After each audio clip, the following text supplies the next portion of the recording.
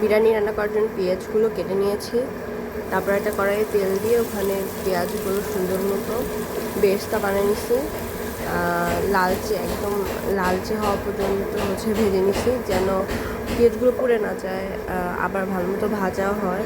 দেন ওই তেলে হচ্ছে আলু, লবণ আর হলুদ দিয়ে মাখানো আলু ভেজে নিয়েছি।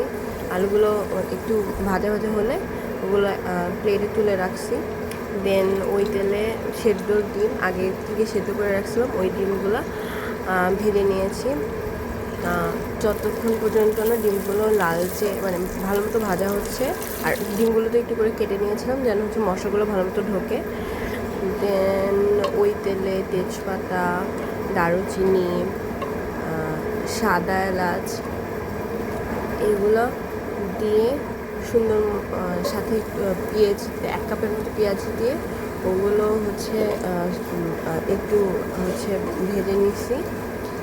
দেন ওতে যখন একটু হচ্ছে ব্রাউনিশ কালার এসে গেছে, তখন হচ্ছে ওতে রসুন বাটা 1 চামচ, আদা বাটা 1/2 চামচ দেন দিয়ে আবার কিছুক্ষণ নিয়ে নিছি।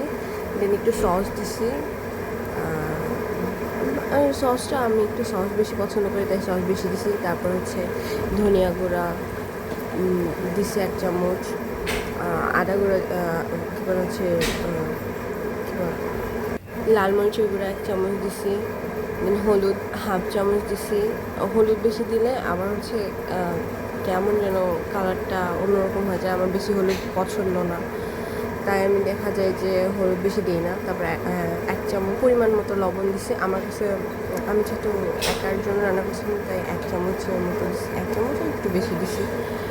দেন তারপর আবার হচ্ছে ওগুলো ভালো মতো কষাই নিছি। অনেকক্ষণ হচ্ছে নাড়াচাড়া করে নিছি। তারপর হচ্ছে একটু দুধ দিছি, একটু না একটু বেশি পরিমাণে ভালো পরিমাণে দুধ দিছি, যেন আমার দুধ আবার হচ্ছে শক্ত হয়ে গেছিলো, মানে ফ্রিজে ছিল তো। দেন পরে আবার খুব কষ্ট করে দেওয়া লাগছে, দিয়ে ওটা অনেকক্ষণ নাড়িয়ে নিছি।